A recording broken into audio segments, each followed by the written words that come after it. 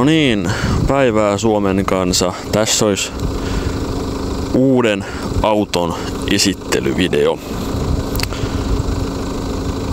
Kyseessä on BMW 520d X-Drive vuosimallia 2016. Tässä on B47 kone. Tää on ollut nyt mulla vuoden ja kuukauden suunnilleen, vähän ylittekin, että ei ole enää mikään uusi hankinta. Ja tosiaan kukas siellä tööttäilee? Niin, ja tosiaan kilometrejä on tullut se jokunen 36 000, että on tällä jo aika paljon rullailtu. Vähän paskanen on, kun räntää, vettä, lunta tulee sekaisin ja teitä suolataan. Hyvin tää hyrskyttää.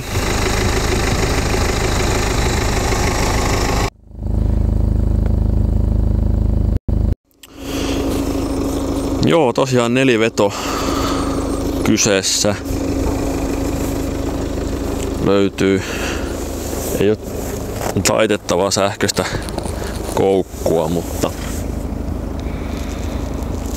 koukun paikka siellä on, poistettava koukku. Joo, tää tuli ostettua 2024 joulukuun puolessa välissä ja nyt eletään 2025 1. helmikuuta. Ilman jumalattoman hyvä, kaunis sää. 1 aste pakkasta, voi olla 2. Joo. Talvivanteet ja kesäset on samanlaiset, orkkikset. Mutta ostin tähän semmoset M-Sportti-vanteet tuli tähän sitten ostettua tuossa pääsiäisenä. Näyttää niin paljon paremmalta. Sopii kuin nenäpää.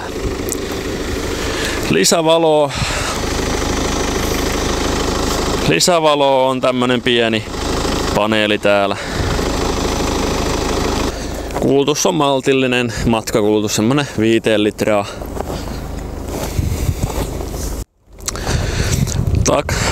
Takalla sitten on tummennettu. Öljyjä on vaihdeltu.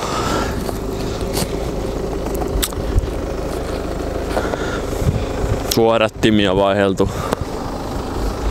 Ei pitää olla mitään muuta. M-Sportti-puskurin mä oon tähän laittanut. Tää sopii niin hyvin tähän. Mä voin laittaa tähän kuvaan sitten, miltä tää on näyttänyt alkuperäisenä ja miltä M-Sportti-vanteet tässä näyttää.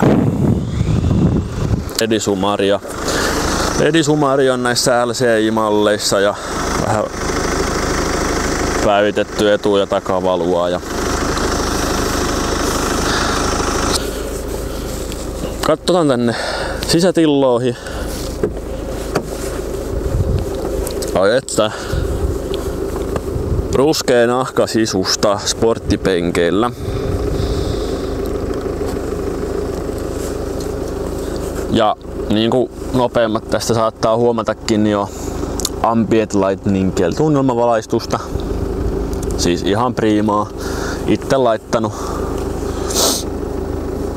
Ja sitten täältä löytyy lämmitettävää rattia. Tarkennas nyt. No, ei se nyt taaskaan halua tarkentaa tuohon, mutta sieltä löytyy lämmitettävää rattia. Takapenkillä on tämmönen pieni kaaos. Tuolta puuttuu tuommusta ja on peruutuskamera asennukset vähän täällä kesken. Katsotaan tänne taakke. Siellä on peruutuskameraa. Pitää hankkia semmonen suodatin, kun ei näytä kunnollista kameran kuvaa. Hypätään tänne sisälle.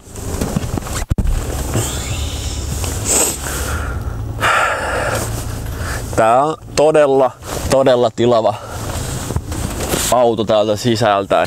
Verrattuna siihen mun edelliseen E46, niin tää on huomattavasti mukavampi niinku ajaa.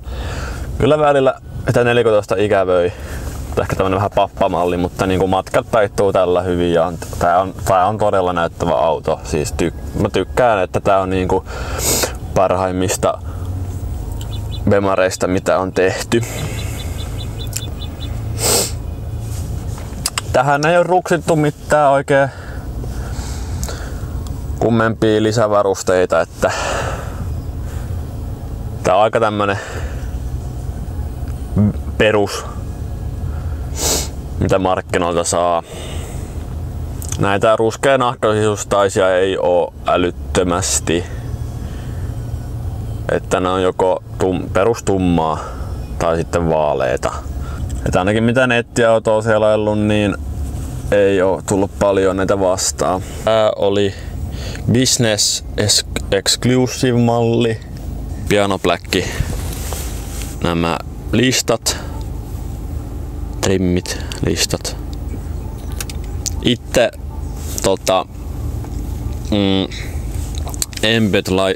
tän Embed Lightningin eli tunnelmavalot on tänne itse laittanut, että siinä oli semmonen viikonlopun työ saahan nää tänne. Tätä mä oon ihmetellyt tämän niinku käyttötarkoitusta. Yhden ainoan kerran mä oon tätä testannut tätä nappulaa. Jos sen haluaisi tarkentaa.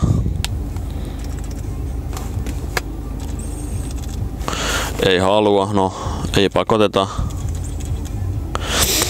Mutta se toimii sillä lailla, että otan pois päältä.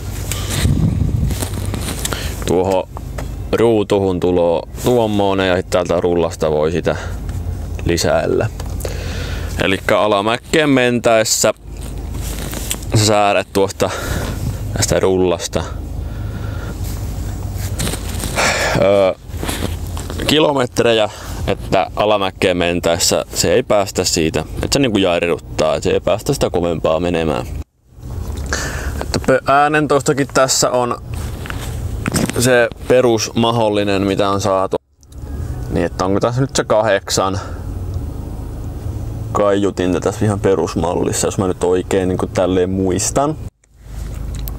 Ja vaikka tässä onkin tää ihan alkuperäinen vakioäänentoisto, niin esim. 46 verrattuna tää on 10 kertaa parempi. Esim.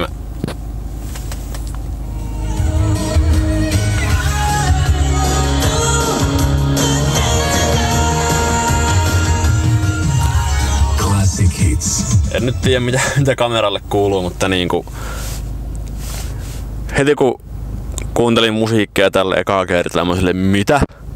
Että vakioäänentoisto, siis tää on todella hyvä. Onhan tähän Harman Kardoniin, tähän saa jo sitten Kallen Surround Sound systeemi, oli se Bang & Olufsenin surroundi. Joo, sitten tulee nuo tämmöiseksi hienoksi hopeisiksi. Kontti tässä on nyt aika tilava. Jotenkin Fire-mallissa olisi paljon tilavempi, mutta omaan käyttöön niinku just riittävän iso.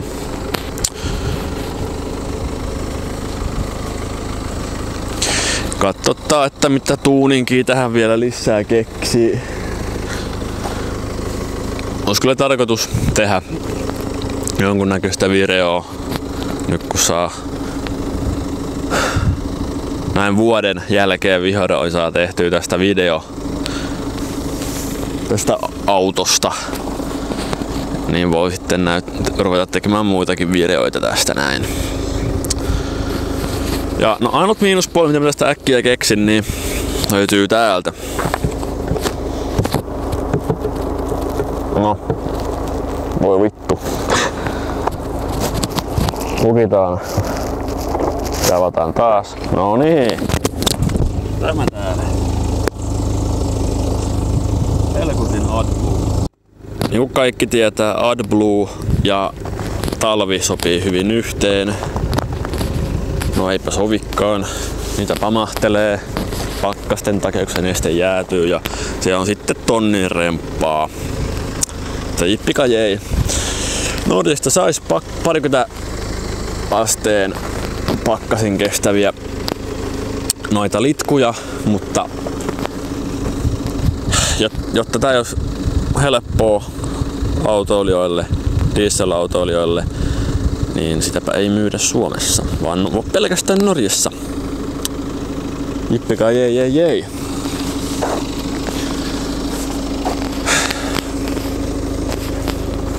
Että joo. Tää on kyllä siis todella hyvän näköinen auto omasta mielestä, että ja todella hyvä ajaa, siis ihan vain pirun hyvä ajaa. Tää on niinku tähän asti mitä mä oon näitä autoja ajanut, niin voisin sanoa, että paras auto millä mä oon ajanut. Siis todella pehmeä kyyti ja vaikka tää onkin 2 litran diesel, 190 heppaa 400 newtonia, niin kiihtyy tarpeeksi hyvin omaan käyttöön. Ei tää nyt mikään niinku raketti on, mutta niinku, kyllä täällä autot ohittaa. Ei jää jalkoihin. Kohti uusia seikkailuja ja jos tästä sais tehtyä joskus jotakin videoita, niin oishan se ihan jees. Se on vähän omaa laiskuutta ja aikaansaamattomuutta ja kiinnostuksen puutetta, että ei oo saanut tästä oikein kuvattua mitään, mutta ei kai siinä. Palaillahan. Se on. Morjentes.